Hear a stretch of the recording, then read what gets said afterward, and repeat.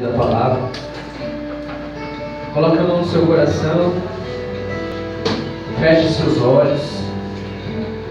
Este é o 8º encontro, né? Então já tem 8 semanas. 8 semanas que você tem vivido buscando se aprofundar em Deus. Deixe esse amor de Deus em você aflorar agora no teu coração. Deixe essa presença do Espírito Santo que já está em você te guiar agora a uma profunda comunhão com Deus.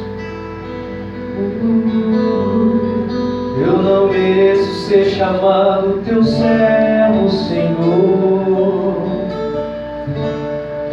Meu tratamento já seria uma honra pra mim.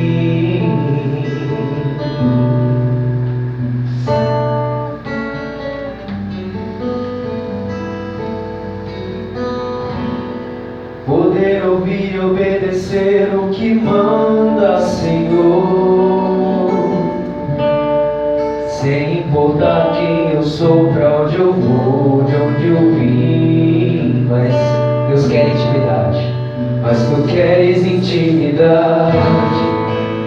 Revelas a tua vontade, me falas ao pé do ouvido. Olhas nos olhos, me chamas pelo nome, me chama de amigo, me chama de amigo.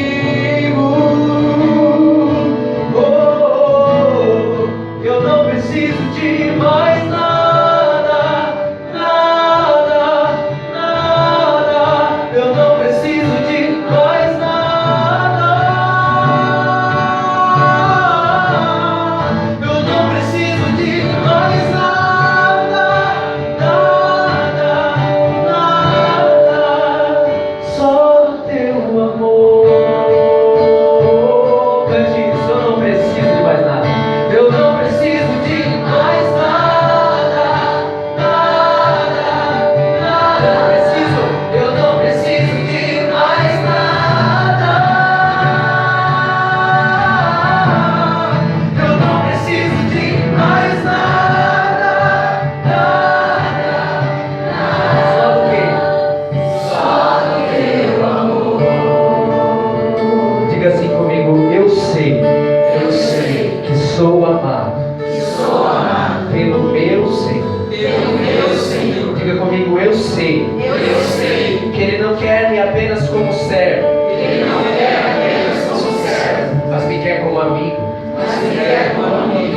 Eu sei que Ele não quer apenas que eu obedeça,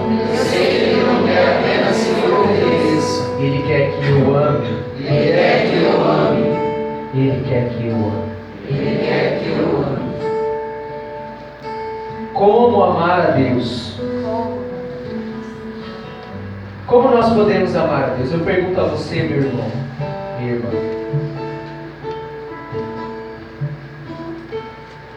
Lá no Evangelho de São João, capítulo 15, versículos 12 e 17, você pode pegar aí. O Senhor nos responde como é que nós podemos amar. João 15, do 12 ao 17.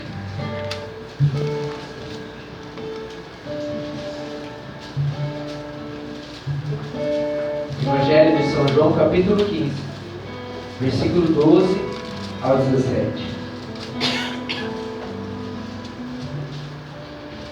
Quem encontrou, diga achei. Quem encontrou, diga me ajuda aí. Fala me tatuar, me ajuda aí. Evangelho de São João, capítulo 15, versículos do 12 ao 17.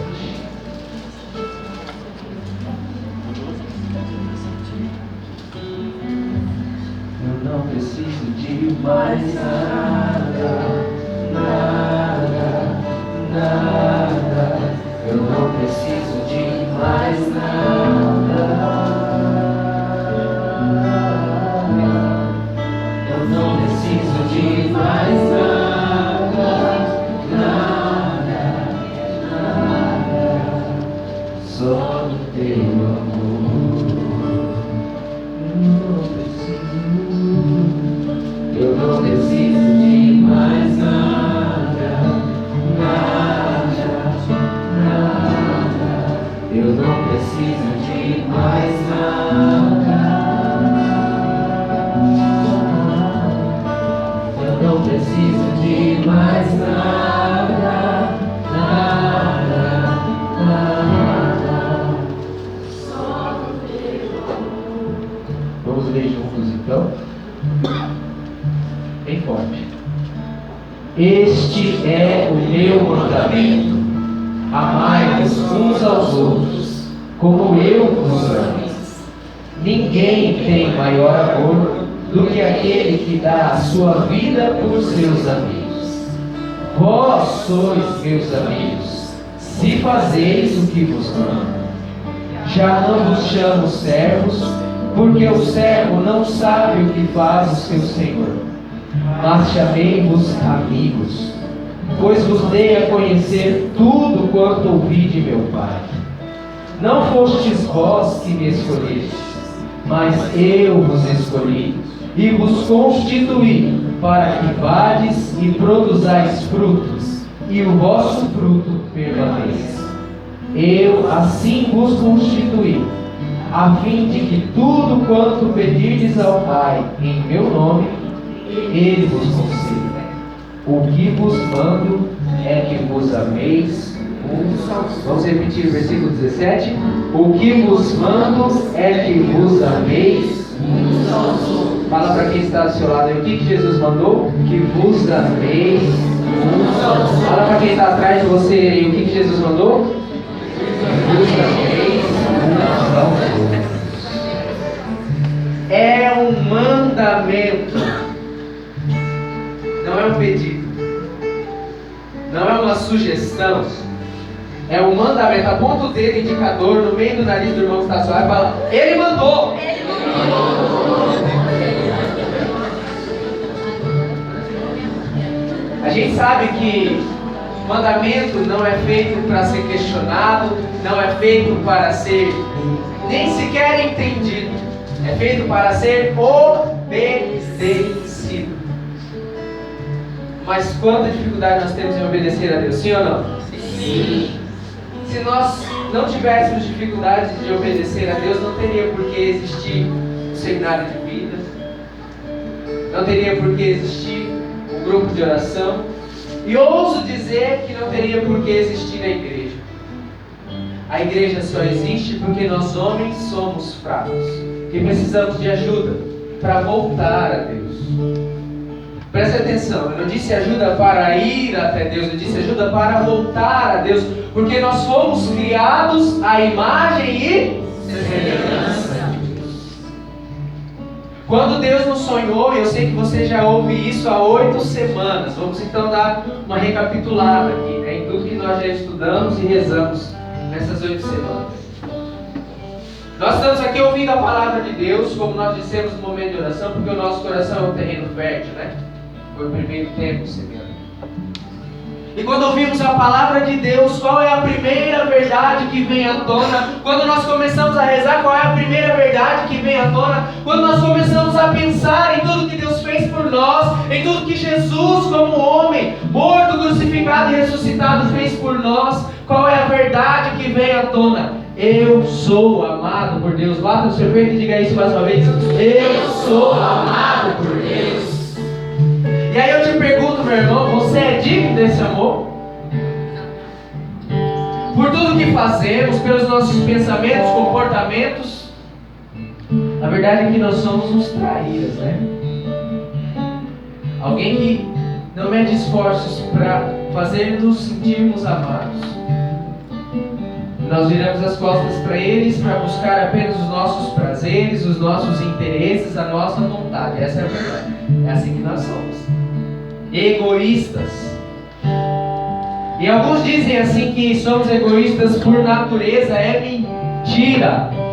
A nossa natureza é ser imagem e semelhança de Deus, mas nós nos afastamos desta natureza por causa dos... Terceiro tema, qual foi? Pecado.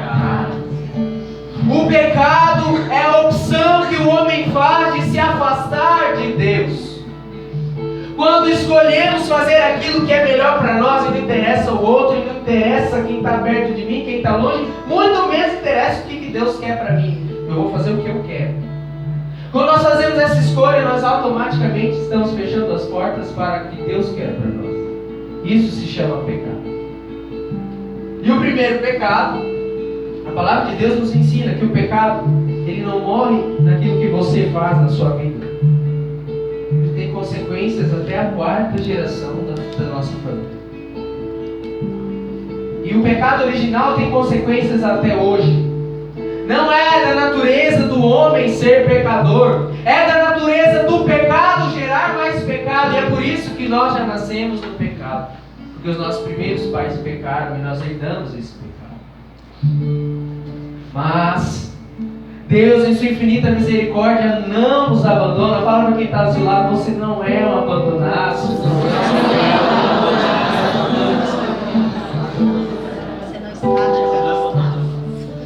Jesus, que é o próprio Deus, resolveu se humilhar. Nós, com os nossos braços curtos, não éramos mais capazes de voltar, de alcançar a natureza do homem original, que era a imagem e semelhança de Deus. Sozinhos nós não conseguíamos mais enxergar. O pecado se tornou uma névoa que nos impedia de enxergar o que é preciso para ser a imagem e semelhança de Deus. Então Deus resolveu descer e Ele resolveu nos alcançar. Foi o que nós acabamos de ler. Não fostes vós que me escolhestes, mas eu vos escolhi. Não foi você que veio até mim, mas eu que fui até você. Ele veio e nós celebramos no Natal o nascimento de Jesus, o mistério da encarnação de Deus. Deus se torna homem. Para quê? Para nos livrar dos pecados. E durante a sua vida terrena, Ele passou por tudo que nós passamos, exatamente igual. Fome, sede, sono, cansaço, provações, tentações, humilhações e morte. Morreu. Deus morreu. Qual foi então a grande novidade de Jesus ter se tornado homem? O que é que Ele fez de diferente? Ele mostrou que a morte não é o fim. Ele mostrou que o pecado não é o fim. Ele mostrou que porque você pecou, isso não significa que você precisa ir para o inferno, meu irmão. Não significa que porque você um dia errou, você precisa desistir do resto da sua vida por causa daquele erro que você cometeu. Não! Sempre existe uma segunda chance, uma terceira, uma quarta, uma milésima chance. Se 1000 vezes eu cair, 1000 vezes Deus estará lá ao meu lado para me levantar. Diga mais uma vez para quem está do seu lado: você não está abandonado, abençoado. Fala para ele: Jesus já te salvou na cruz. E não teria salvação se acabasse na cruz. E é essa a nossa falha. Muitas vezes nós só enxergamos a cruz.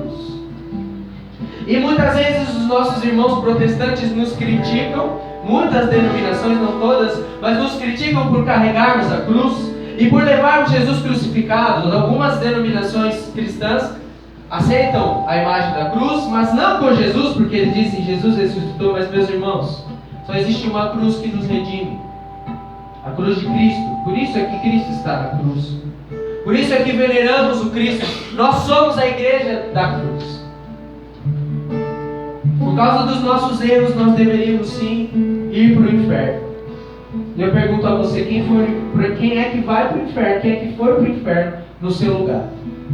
Jesus. Jesus foi para o inferno? Foi. Foi para o inferno para quê? Para tirar eu e você de lá. Eu não sei se você entendeu. Jesus foi para o inferno para tirar eu e você de lá. Você entendeu? Sim ou não? Então, por que você não está aplaudindo Jesus? Ele nos tirou.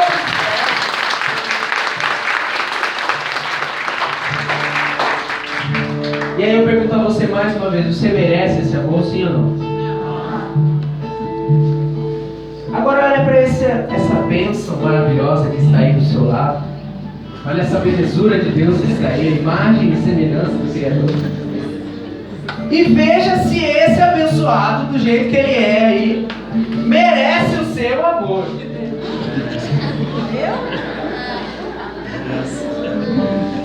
Talvez esse irmão que está ao seu lado você nem conhece, né? Ele merece.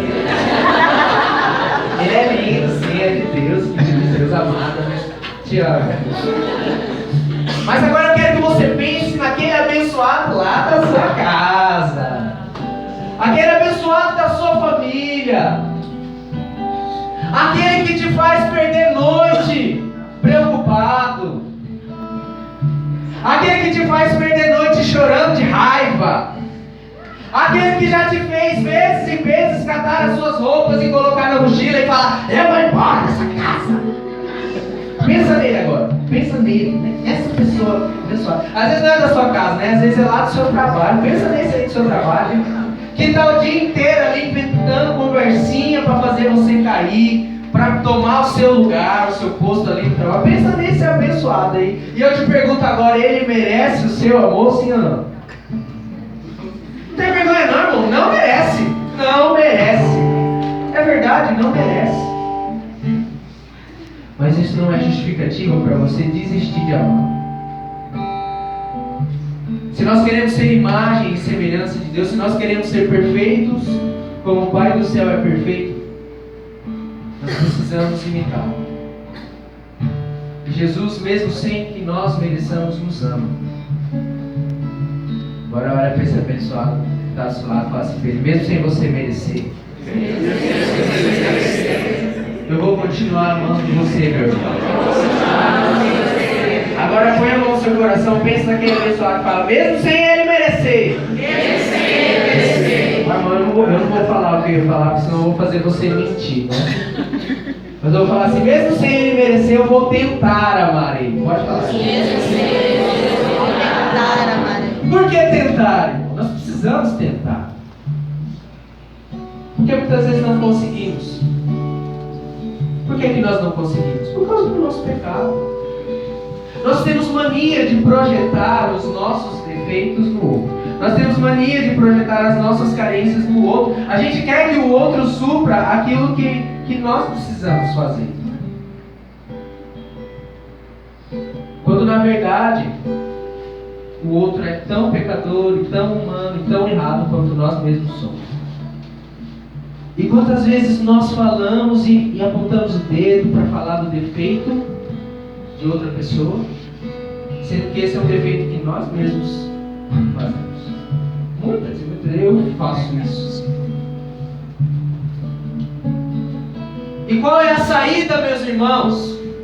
É muito simples. Deus é um Pai misericordioso, Ele quer nos ensinar, Ele é um educador. Então, Ele nos deu a graça dos mandamentos. Parece pesado quando a gente diz mandamento, a gente já lembra do exército, né? Sim, senhor! Tem que obedecer e ponto, né? Mas os mandamentos de Deus não foram feitos para pesarem sobre as nossas costas, para serem um peso, não. Os mandamentos são como uma cartilha, como um livrinho lá da primeira, segunda série, que vai te ensinar a ler e a escrever. E você precisa ler aquele livrinho, você precisa exercitar o que aquele livrinho está pedindo, fazer as tarefinhas, porque senão você não vai aprender, você não vai conseguir fazer certo. É assim são os 10 mandamentos.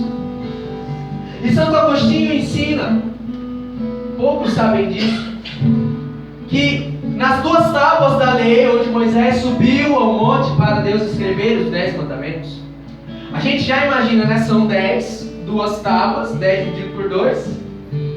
Ixi, tá difícil matemática. 5, né? A gente já imagina 5 para cada tábua. Santo Agostinho diz que não. Santo Agostinho diz que era 3 em uma tábua, 7 em outra tábua. Mas por quê, né? Porque os 3 primeiros mandamentos: amar a Deus sobre todas as coisas, não tomar seu santo nome em vão, guardar domingos e festas. Esses 3 mandamentos se referem ao amor primeiro das nossas almas, ao amor principal das nossas almas, que é amar a Deus. Certa vez, um homem, um judeu chegou em Jesus e perguntou: Jesus, o que eu preciso fazer para ir para o céu? Jesus falou: olha os mandamentos, o que é que diz? E o homem respondeu para ele assim: amar a Deus sobre todas as coisas e ao próximo como a ti mesmo. E Jesus olhou para ele e falou: é isso mesmo. Pois bem, em uma das tábuas estava amar a Deus sobre todas as coisas, os 3 primeiros mandamentos. E os outros 7? Não matarás, não roubarás, não furtarás, não cometerás adultério, não cobiçarás coisas alheias. A que se referem esses outros 7 mandamentos? Amar ao próximo como a ti mesmo. E foi Jesus que disse que se você fizer isso, você já tem o céu.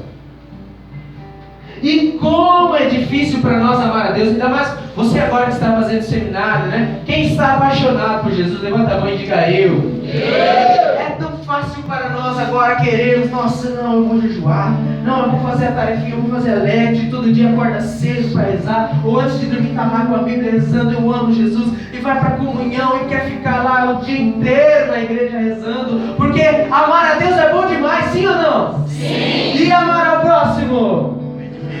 Mais difícil. Aí é mais difícil, né? Aí o negócio complica mais. Como então podemos viver este mandamento? Sendo que existem tantas dificuldades causadas pelo pecado. E aí vem nosso grande amigo São Paulo. É por isso que eu sou São Paulino. Nosso grande amigo São Paulo, lá na Carta aos Coríntios, quero que você pegue, primeira Carta aos Coríntios, capítulo 13.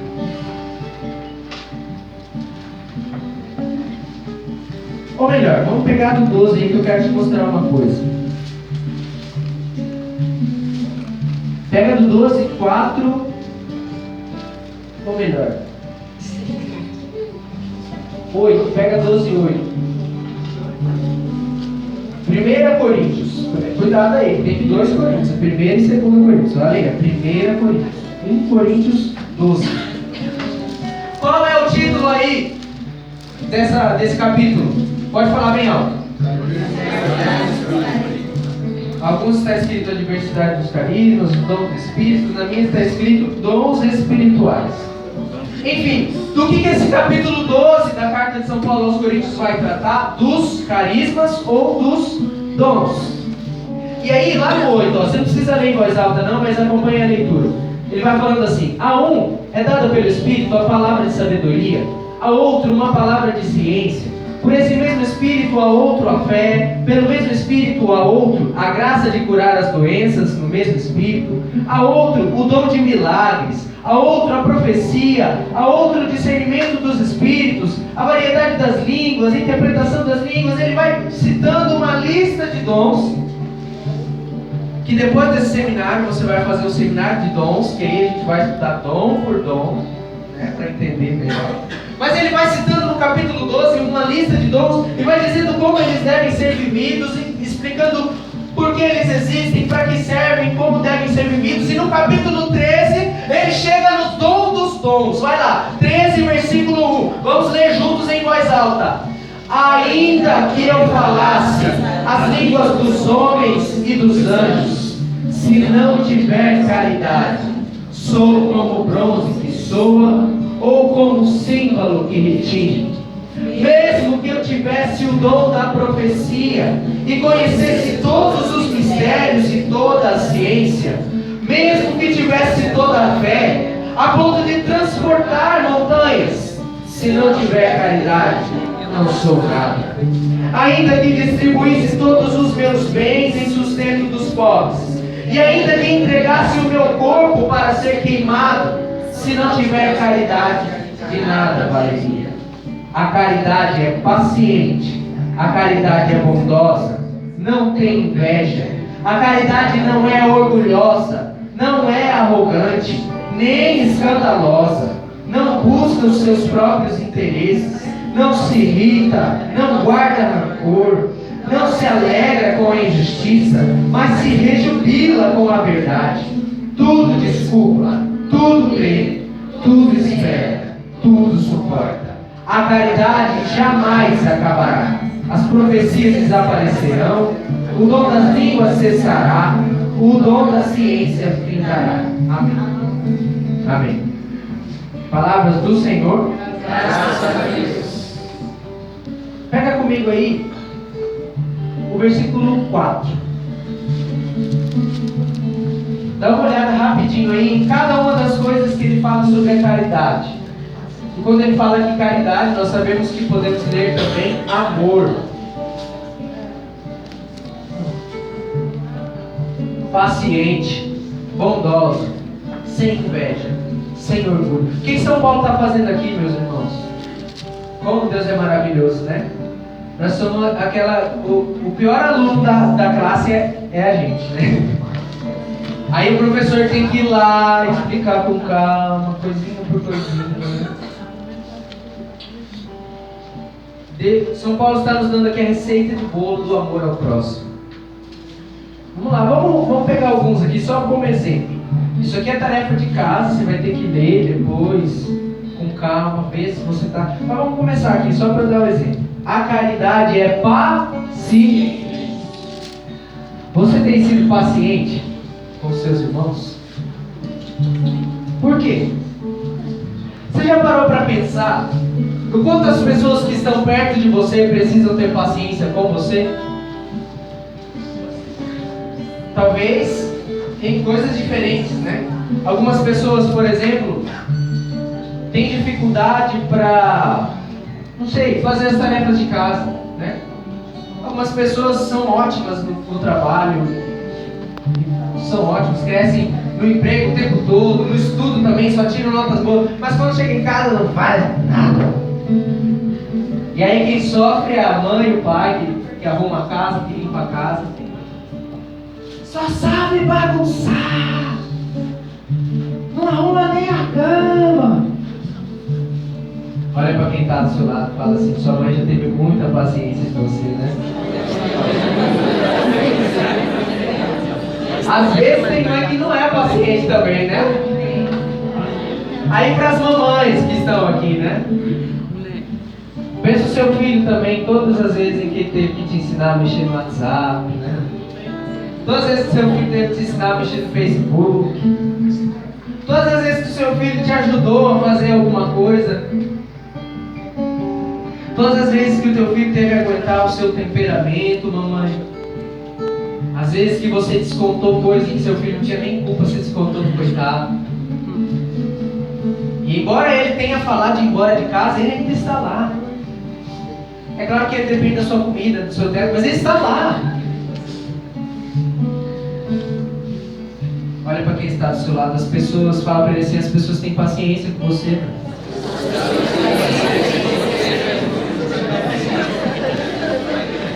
Talvez aí dentro de você possa estar pensando assim: mas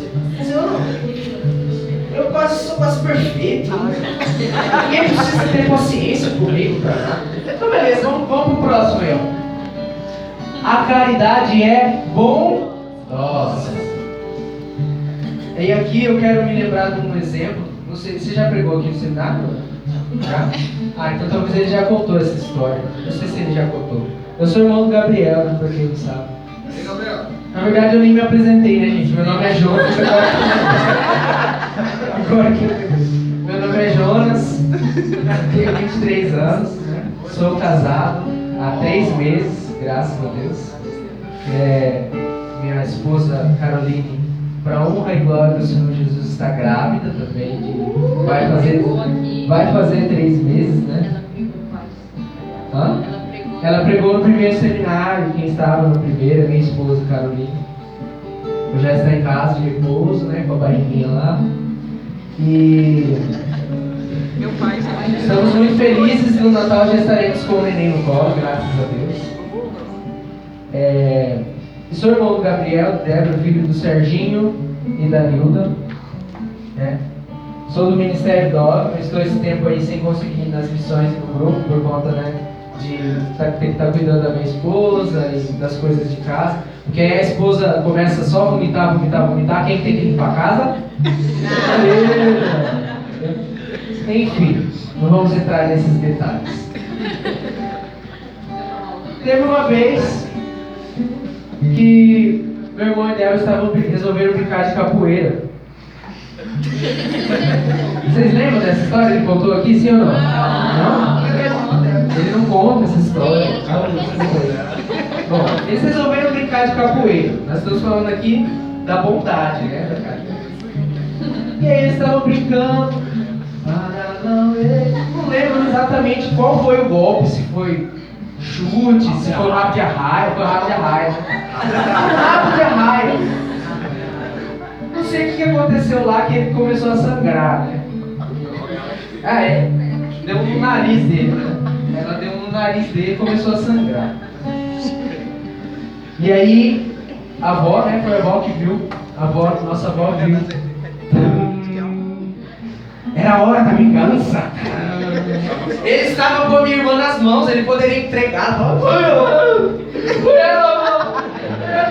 Lembrar de todas as vezes que ela sacaneou ele, né? Poderia ter se vingado, tinha tudo para se vingar, mas naquele momento meu irmão foi bondoso. Palmas para o meu irmão. Sabe o que ele falou para minha avó? Não, pai, eu que caí ali, bati a cara. Não entregou, irmão. Fala pra quem está assim, não entrega o seu irmão. Seja bondoso. Ah, mas é difícil ser bondoso, sim ou não? Sim. Fala a verdade. Ainda mais quando a pessoa com quem você mora é difícil, né? Tem muitas casas, graças a Deus, que o relacionamento é bom. Na verdade, a maioria das casas, o relacionamento é bom, não é assim ou não? Sim. Nossa, gente, estou admirado como vocês mentem bem. A maioria das casas é difícil, gente. Não tem que ter vergonha de assumir, não. É difícil você ficar dia e noite vendo a cara da pessoa. Você acorda sentindo o bafo daquela pessoa. É difícil. E aí a gente vai guardando aquelas coisinhas que vão acontecer no dia a dia, né? Vai guardando. Aí chega uma hora que aquela pessoa cai. Aí é agora que eu vou brigar. Aí você começa. É por isso que eu falo pra você. Se você tivesse feito aquilo, e blá. E começa a descarregar tudo aquilo que você tinha guardado. E a pessoa errou, né? Às vezes fica quieto. Ou às vezes a pessoa também entra e fala, mas você também vai pra onde que vai? E vira aquele inferno dentro da casa da gente. Porque falta bondade. Porque falta paciência. Pergunta pra quem está do seu lado assim, você quer saber como amar o próximo? Fala pra ele, ó, 1 Coríntios 13. Dá uma lida na sua casa que você vai entender.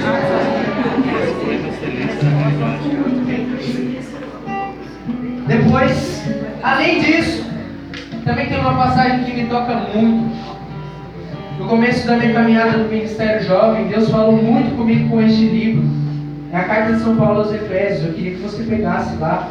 Ela fica 3 livros depois de Coríntios. Você vai pegar Coríntios e vai passando para frente aí, ó.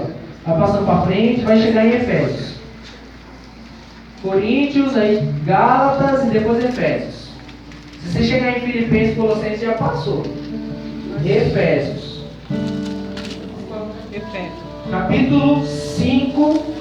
Nós não vamos ler tudo, eu só quero que você, se tiver uma caneta, você marque. Você pode anotar no papel. Vou ler só alguns trechinhos, porque são os 2 capítulos, 5 e 6, são importantíssimos.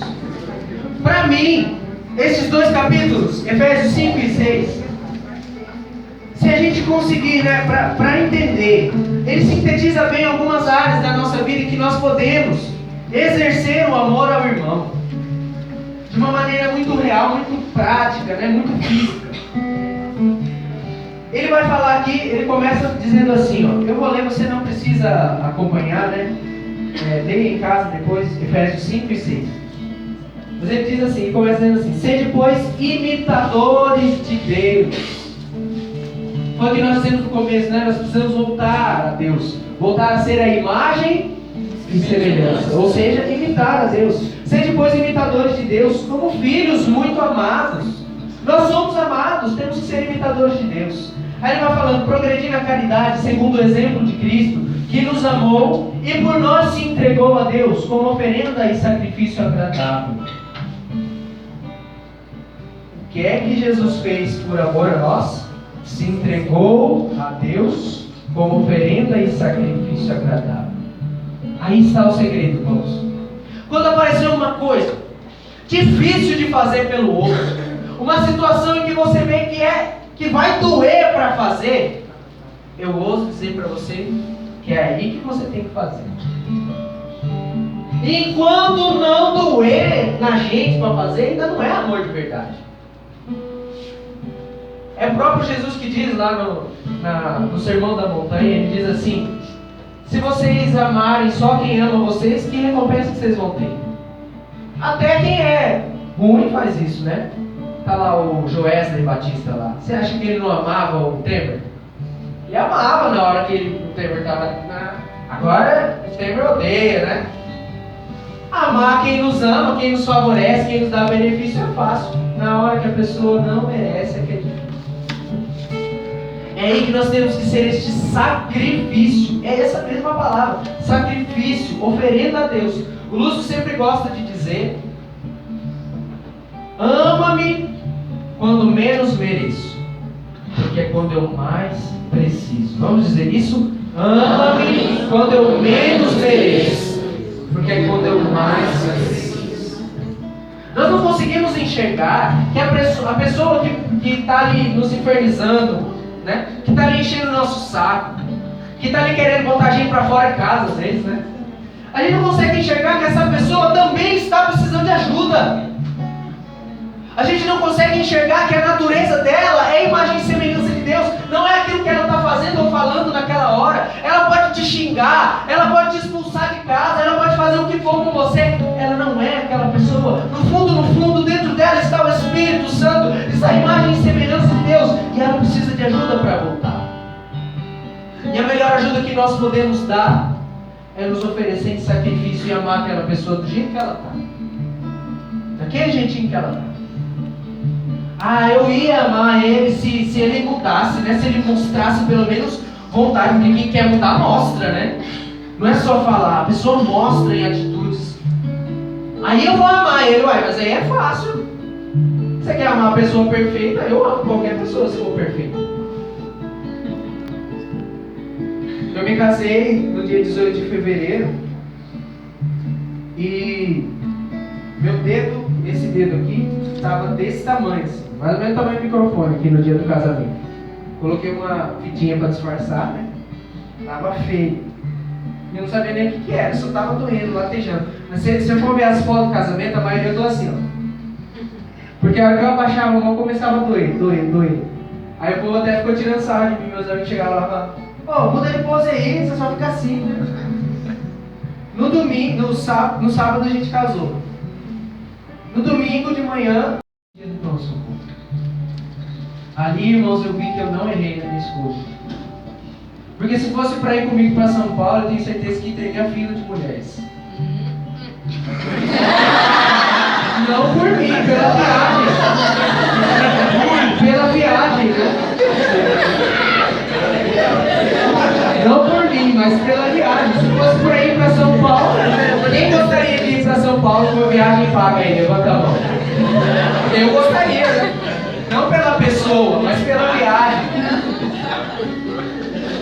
Claro que a beleza também ajuda. Enfim. Mas quem gostaria de passar 3 dias no pronto-socorro? Ninguém. E ela ficou. E vocês sabem, gente, que a pessoa quando está doente, ela fica chata, sim ou não? Sim. E aí você tem que fazer tudo, porque a pessoa não veio fazer nada, né? E além de você estar fazendo tudo para a pessoa ainda reclama. É assim ou não é? Quem já cuidou de doente aí? Você cuida da pessoa, está fazendo tudo por ela, está largando as outras coisas para cuidar dela e ela ainda está reclamando.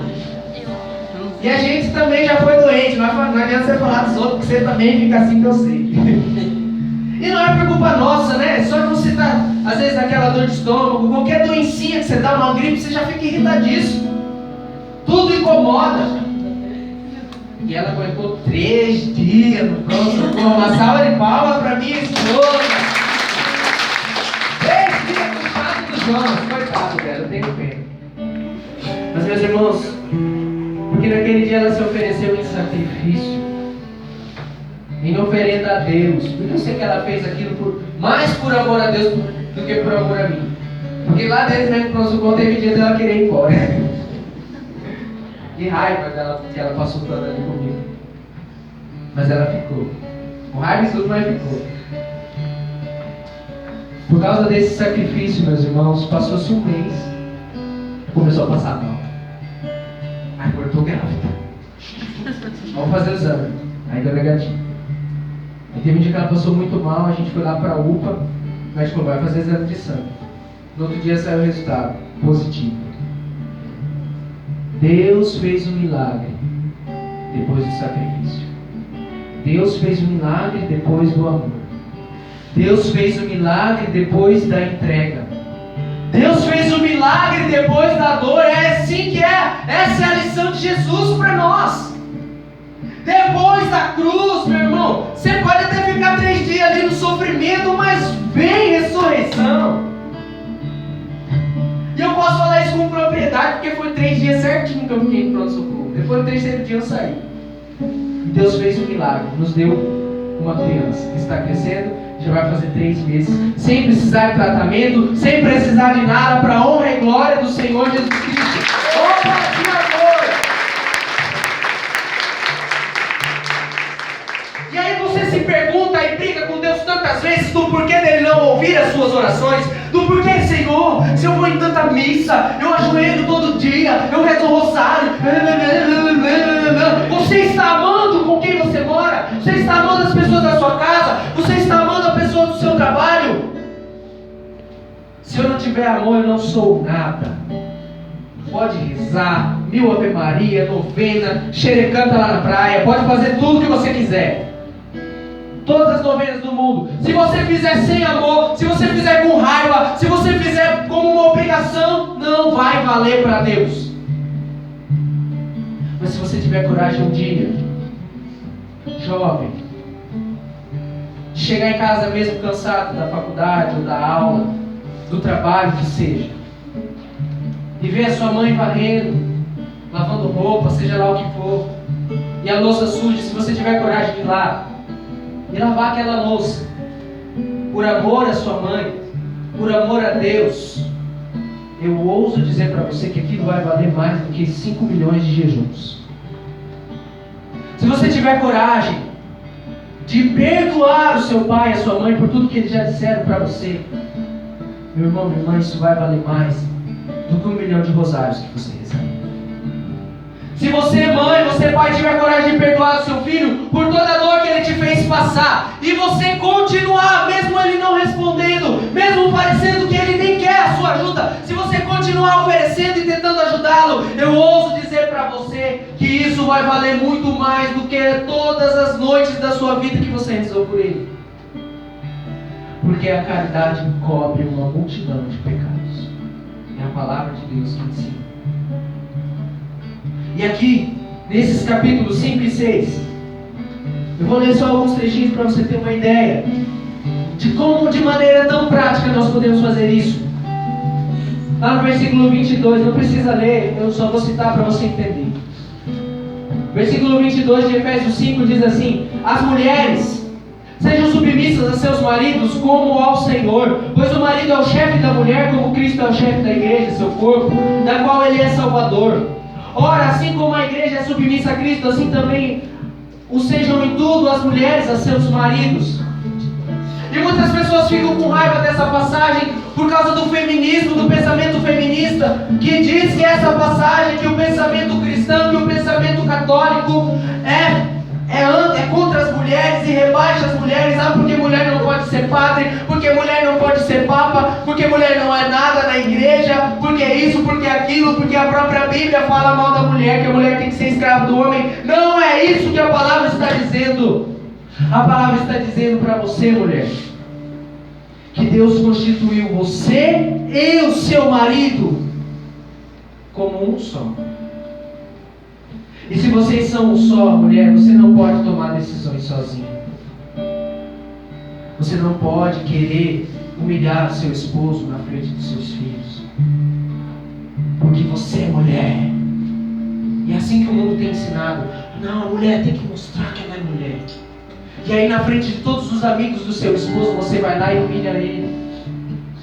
E na frente da sua família, você vai lá e humilha o seu esposo. Porque mulher é mulher, tem que ser mulher. Respeita o seu esposo, mãe. porque Ele é um com você. E se você não respeita Ele, você não se respeita. É isso que a palavra de Deus ensina.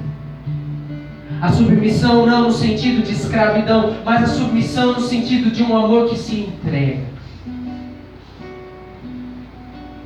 E aí os homens podem ficar assim, né? As mulheres têm que ser submissas mesmo. Porque Deus não quer assim, né? Ué, cadê a janta? Ô mulher, essa louça suja aqui. E o homem mesmo não faz nada na casa. E pensa que o homem está ali. Não, a palavra fala que a mulher tem que ser submissa. Olha o que a palavra fala aos esposos. Maridos, versículo 25. Maridos, amai as vossas mulheres como Cristo amou a igreja e se entregou por ela. E eu pergunto para você que é casado homem, ou você jovem que deseja um dia ser casado, como é que Cristo amou a igreja? Morreu por causa dela.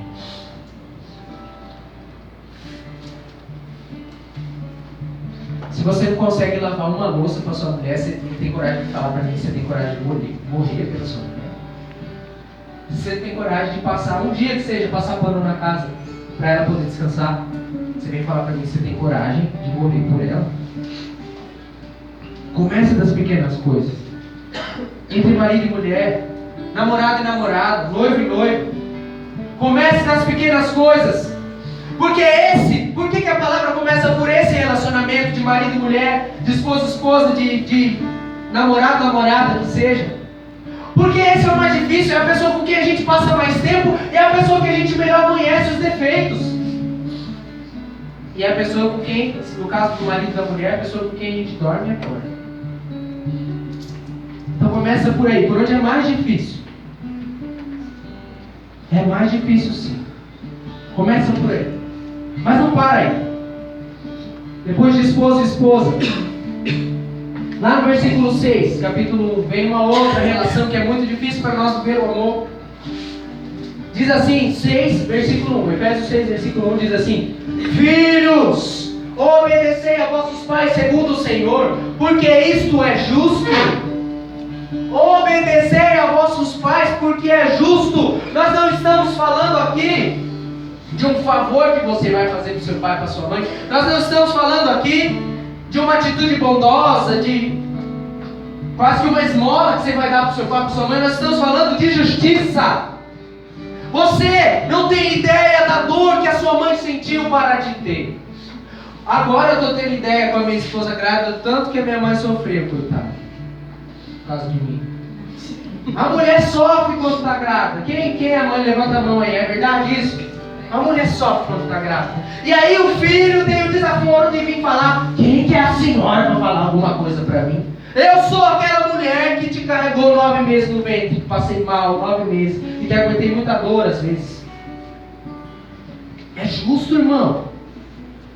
Ah, mas você não sabe, Jonas, a minha mãe. A sua mãe é da igreja, a sua mãe prega, a sua mãe é coordenadora, não sei o quê, mas a minha mãe...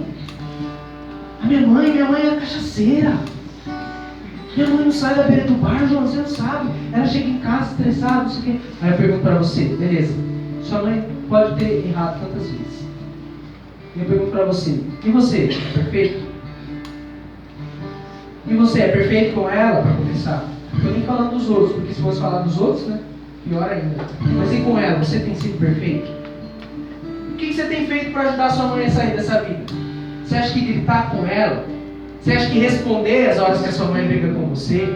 Seja se ela for cachaceira, se ela for disso aí, ou seja se ela for mulher do lar, mas aquela, porque tem mãe que é assim, ela não faz nada de errado. Aí ela acha que por causa disso ela tem o direito de ficar metendo a mão dentro da cara de todo mundo e vai falando, porque você faz isso, eu não faço isso, porque você... E acusa. Mas você acha que isso te dá direito de afrontar a sua mãe? Ainda mais no mundo de hoje, meus irmãos, eu digo para você com toda certeza e tranquilidade no meu coração, você poderia nem ter nascido, sua mãe poderia ter escolhido te abortar, e aí? Mas ela escolheu te dar a vida. Fala para quem está ao seu lado aí, obedece sua mãe porque é justo.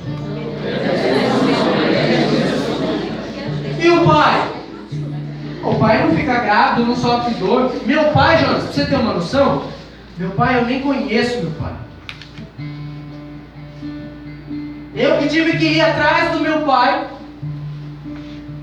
Porque ele não queria nem saber de mim. Minha mãe me teve e me criou sozinho. Não quero nem saber, não quero nem ver a cara do meu pai. Meus irmãos, existe aqui um mistério de Deus, chamado o mistério da permissão divina para o mal.